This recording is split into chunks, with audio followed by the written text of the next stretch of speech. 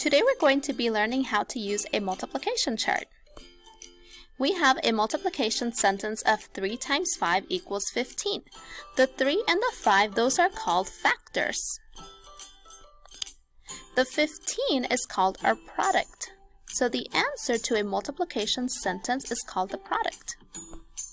Let's take a look at our multiplication chart.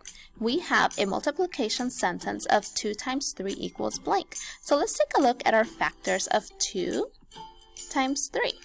Now let's take a look to see at where they meet. So I can see that they meet at the 6. So 2 times 3 equals 6. So the product of 2 times 3 is 6.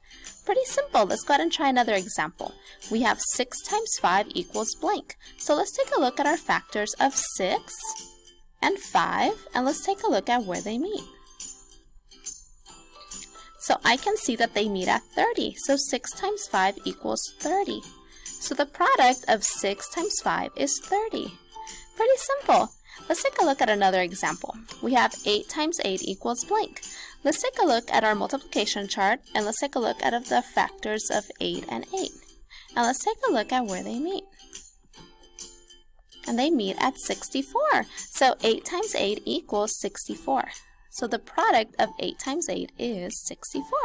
Pretty simple. Let's go ahead and try one more example. We have 9 times 10 equals blank. So let's look at the factors of 9 and 10. And let's take a look at where they meet.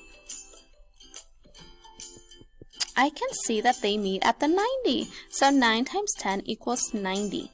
So the product of 9 times 10 is 90.